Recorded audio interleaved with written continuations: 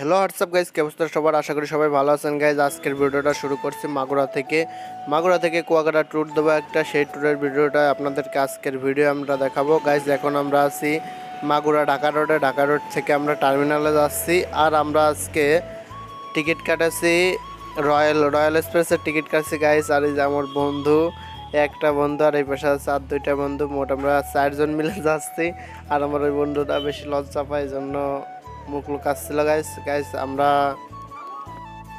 এখন আমরা আছি রয়্যাল এক্সপ্রেসের কাউন্টারে। আর আমাদের গাড়ি সার্ভে হচ্ছে রাত 9টার দিকে গাড়ি সার্ভে। আর আমরা ভোর 5টায় পৌঁছাবো। আর এখন আমাদের গাড়ির অলরেডি চলে আসছে। আর এখন গাড়িতে আমরা উঠতেছি গাইস। দেখা যাক গাড়িতে উঠে তারপরে আমাদের গাড়ি যখন ছাড়ে তখন একটা ভিডিও দেবো গাইস। এখন আমাদের গাড়ি চলে এসেছে একটা হোটেলটা আছে বরিশালের মধ্যে। সেই হোটেলের সামনে আমরা আছি। হোটেলটা খুবই ভালো এবং হোটেলের সামনে ছোট্ট একটা ভিডিও করছিলাম, সেই ভিডিওটা আপনাদেরকে দেখালাম। অলরেডি আমরা কুয়াকাটায় পৌঁছায় গেছি। কুয়াকাটায় পৌঁছায় এখান থেকে একটা অটো গাড়ি আমরা রিজার্ভ করে নিচ্ছি, যে প্রথমে আমরা যাবো সূর্য উদয় দেখতে। যেহেতু আমরা কুয়াকাটা আসার মেন উদ্দেশ্য আমরা সূর্য উঠা দেখবো। দেখা যাক আমাদের কপালে যদি থাকে সূর্য ওঠা, তাহলে মনে হয় দেখতে পারবো। আর যদি আল্লাহ কপালে না রাখে তাহলে তো আর দেখতে পারবো না। আর এখানে সেই সর্বপ্রথম একটা হোটেল থেকে নাস্তা করে নিলাম। আর যেহেতু সকালবেলা পরোটা নাস্তা করতে চাইছিলাম, আর পরোটা আমরা খালাম না, এই জন্যই যে সারাটা দিন সার্ভাইভ করবো, পরোটা খেলে কীরকম হয়, এই জন্য খিচুড়ি আর হচ্ছে একটা ইলিশ মাছ আর একটা বেগুন ভাজি, এই তিনটে দিয়ে আর এক প্লেট খিচুড়ি দিয়ে 70 টাকা। প্রাইসটা খুবই কম ছিল, এই জিনিসটা আমার খুবই ভালো লাগলো গাইস। আমরা অনেকক্ষণ আছি এখানে। আমরা 6:30টার দিকে পৌঁছাইছি কুয়াকাটা হচ্ছে লগে। এই জায়গাটার নাম হচ্ছে কাউয়াশ্বরে আমরা 6:30টার দিকে পৌঁছাইছি এবং সূর্য ওঠা দেখবো, কিন্তু এখানে সূর্য ওঠার কোনো নামই নেই ভাই। অলরেডি 7:30 বেজে গেছে, তারপরেও দেখা যাক আমরা সূর্য ওঠা দেখতে পারি কিনা। এবং সকালের ভিউটা আমাদের খুবই ভালো লাগতেছিল এবং সকালে আমরা এখানে এসে খুবই এনজয় করতেছিলাম। অলরেডি এখানে অনেক কিছু এসে দেখে ফেলছি ভাই, কিন্তু সূর্য দেখতে আইছি, সূর্য দেখারই কোনো নাম নেই। এটা কি হয় গাইস? মানে আইসি যে উদ্দেশ্য করে আমাদের সেই উদ্দেশ্যটাই পূরণ হয়নি। অলরেডি 8:30 বেজে গেছে, কিন্তু কোনো সূর্য ওঠার নামই নেই। আর এখানে সবাই ওয়েট করতেছিল দেখা যাক সূর্য দেখা পায় কিনা। আর অবশেষে আমরা সূর্য দেখতে পেলাম। মানে এমন জায়গায় সূর্য দেখতে পেলাম, এরকম সূর্য দেখাচ্ছে না দেখাটাই ঠিক গাইস। অলরেডি আমরা সূর্য দেখতে পারছিলাম এবং সেই শ্যুটটা আপনাদেরকে আমি দেখাবো। আর এখানে একটা চাচা দেখেন মাছ হচ্ছে জাল থেকে এইমাত্র জেরে আনলো এবং সেই মাছগুলো নিয়ে যাচ্ছিল। এবং মাছগুলোর দাম আমরা শুনতেছিলাম, মাছ হচ্ছে 150 টাকা কেজি চাইছিল, চিংড়ি মাছ গাইস। এখানে মাছের রেটটা অনেক কম আছে এবং এখান থেকে মানে কুয়াকাটা ঘুরতে গেলে মাছ কিনে নিয়ে যাওয়াটা মনে হয় উত্তম, কারণ মাছের রেটটা অনেক কম, আমাদের ওখান থেকে অনেক কম, আকাশ পাতাল ডিফারেন্স গাইস। আর এখানে যে যে মাছগুলো আপনারা দেখতে পাচ্ছেন, এই মাছগুলো 150 টাকা করে কেজি বেচতেছিল এবং আমরা কিনতে চাইছিলাম, যেহেতু আমরা 4-5টা দিন এখানে থাকবো, এই জন্য মাছ আমরা কিনে নেই।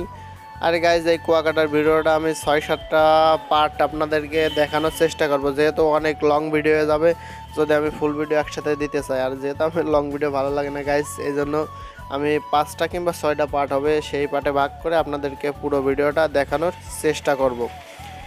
অলরেডি অনেকক্ষণ ওয়েট করতেছে আর আপনারা বেলা দেখে বুঝতে পারছেন যে অনেক শলক হয়ে গেছে। আর ওই যে সূর্য মামা দেখা যাচ্ছে গাইস, সূর্য মামা তো নিচেই দেখতে পান নাই, সূর্য মামা দেখেছি মাঝ আসমানে। এটা কি একটা কথা হলো গাইস? মানে সূর্য দেখতে আসছি, সেই সূর্যটাই দেখতে পেলাম না, সূর্য দেখলাম মাঝখানে।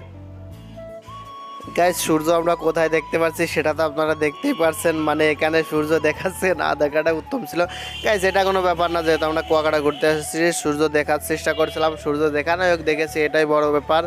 আর গাইস এখানে যে শুকটি দেশে কিছু কাকিরা মিলে এই শুকটিগুলো আমরা দেখতেছিলাম এবং এইসব জিনিস খুবই ভালো লাগতেছিল এবং সূর্য দেখতে পারি নাই, তা বলে আমাদের কোনো আফসোস নেই।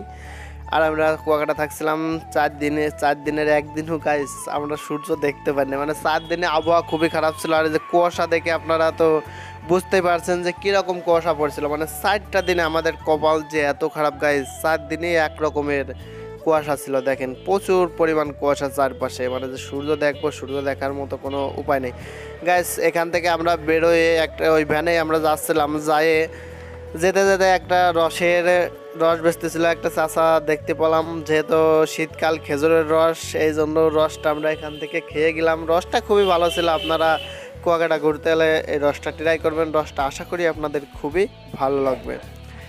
গাইজ এখানে এসে আপনারা অনেক প্রকার স্ক্যামের শিকার হবেন, যেমন বাইকওয়ালার আছে এবং অটোওয়ালার আছে, এটা অনেক ভাড়া বেশি চায়। আর আমরা কুয়াকাটা যেখান থেকে বাস এসে দাঁড়াই সেখান থেকে পুরো এটা ঘুরে দেখতে চাইছিলাম, আমাদের কাছে ভাড়া চাইছিল, এক অটোওয়ালা চাইছিল 3,000 টাকা। আর আমরা যে অটোটায় এখন ঘুরতেছি অটোটা আমরা মাত্র 700 টাকাতে রিজার্ভ করছিলাম গাইজ, মানে কত কম আপনারা বুঝতে পারছেন।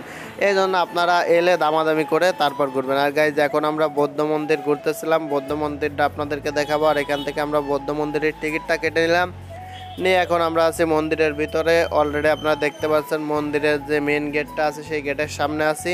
আর এখন এই যে মন্দিরটা আছে সেই মন্দিরটা আপনারা দেখতে পাচ্ছেন, মন্দিরটা অনেক সুন্দর এবং মন্দিরটার পাশেই ছোট একটা কুয়াকাটার যে ঐতিহ্যবাহী কুয়া আছে সেই কুয়াটা আছে, মানে যে কুয়ার কারণে এই জায়গার নামকরণ করা হয়েছে কুয়াকাটা, সেই কুয়াটা এই পাশে আছে। আমি এখন আপনাদেরকে সেই কুয়াটায় দেখানোর চেষ্টা করবো গাইজ। আর এখন আমরা কুয়ার দিকে চলে যাচ্ছি, যাই আপনাদেরকে যে কুয়াটা আছে সেই কুয়াটায় দেখানোর চেষ্টা করব। কুয়া অনেকেই বললে টের পাবেন না যে কুয়া কাকে বলে গাইজ, আর আমাদের বাংলা মানে আমাদের আঞ্চলিক ভাষায় এটাকে কুয়াই বলে এবং অনেকেই এটাকে কূপ বলে গাইজ। অলরেডি আমি সেই কুয়াটার কাজেই চলে এসেছি এবং সেটাই আপনাদেরকে দেখানোর চেষ্টা করব। এই বৌদ্ধ মন্দির থেকে একটু বামে গেলেই সেই কুয়াটার দেখা আপনারা পাবেন। অলরেডি আমরা কাছাকাছি চলে এসেছি এবং এটা আগে ব্যবহার করতো, কিন্তু এখন যেহেতু কল হয়ে গেছে এই জন্য এটা ব্যবহার করে না।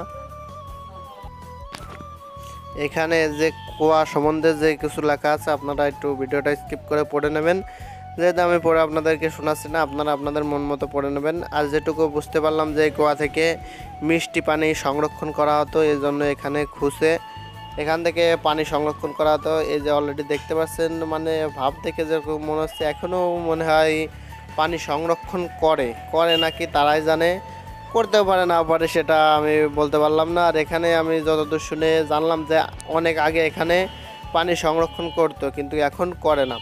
গাইস অলরেডি আমাদের কুয়া দেখা শেষ, আর কুয়ার পাশে ছোটো একটা পার্ক আছে, বৌদ্ধ পার্ক, মানে এখানে বৌদ্ধরা করতেছিল এই জন্য আমি বৌদ্ধ পার্কে বললাম, আপনারা কিছু মনে করেন না গাইস। আর এই পার্কটা আমরা ঘুরে দেখতেছিলাম, যেহেতু এক টিকিটের মধ্যে 20 টাকার মধ্যে আপনার কুয়া দেখতে পারবেন এবং এই পার্কটা দেখতে পারবেন এবং বৌদ্ধ মন্দিরটা দেখতে পারবেন, এই জন্যই আমি ঘুরে দেখতেছিলাম। এবং এখানে যে যারা বৌদ্ধরা থাকে তাদেরাই এখানে এই ঘরটায় থাকে। আর এখানে ছোট্ট একটা বৌদ্ধ মন্দির আছে, এই যে সামনে আগালেই দেখতে পারবেন যে ছোট্ট আর একটা বৌদ্ধ মন্দির আছে এবং এই পার্কটা ছোটোখাটোর মধ্যে খুবই সুন্দর।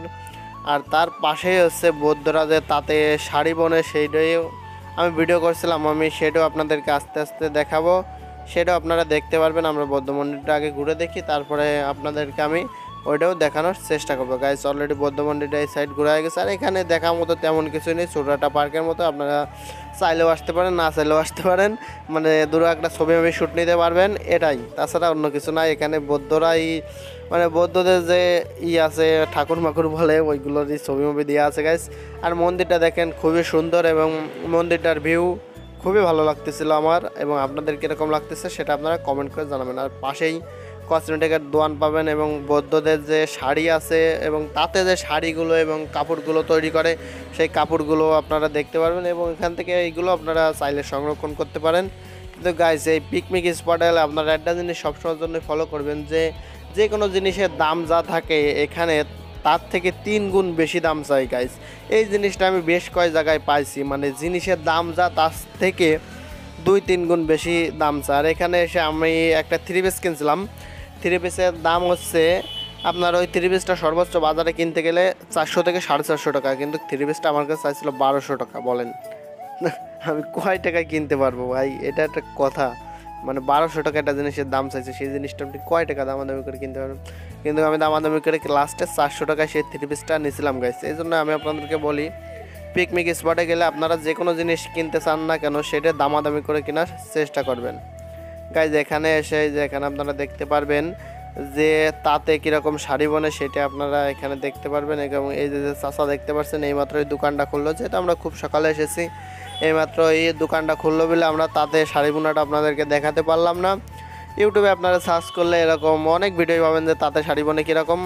আর যেহেতু আমাদের সময় খুব কম এই জন্য আমরা তাতে শাড়ি বোনা তোমার ওয়েট করতে পারলাম না গাইজ।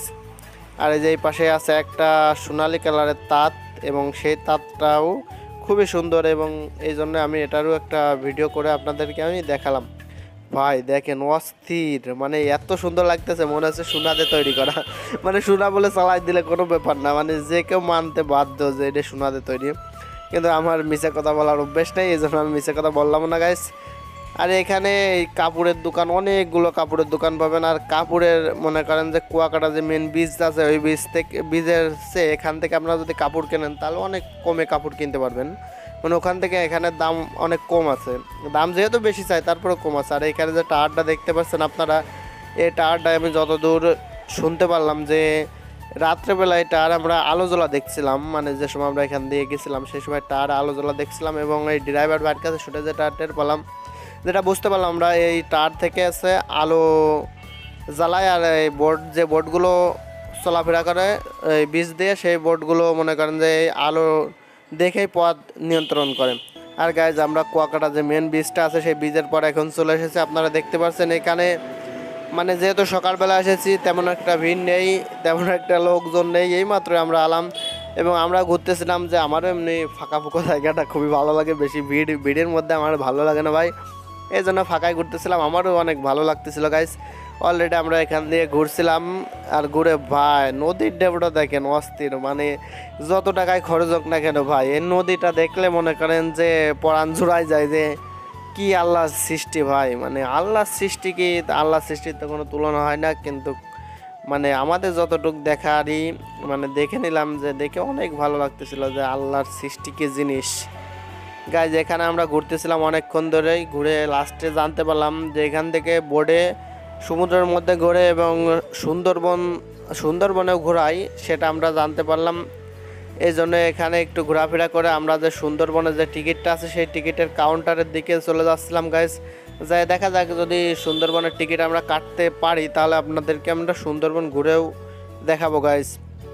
আর গাইজ এখানে এলে আপনারা যদি সুন্দরবন ঘুরতে চান তাহলে সুন্দরবনের যে টিকিট কাউন্টার আছে এখানে এসে একটু দরদাম করে টিকিট কাটবেন। আমাদের কাছে চাইছিল 700 টাকা করে, আর আমরা দরদাম করে লাস্টে 300 টাকা প্রাইসে গাইজ টিকিট নিয়েছিলাম। আমরা যেহেতু 4 জন ছিলাম 1200 টাকা দিয়ে টিকিট কাটছিলাম। আর সেই ভিডিওটাও আমি আপনাদেরকে দেখাবো নেক্সট পার্টে গাইজ। আজকের ভিডিওটা ছিল এই পর্যন্ত। ভিডিওটা কেমন হয়েছে কমেন্ট করে জানাবেন, ভালো লাগলে লাইক এন্ড শেয়ার করুন। আল্লাহ হাফেজ গাইজ।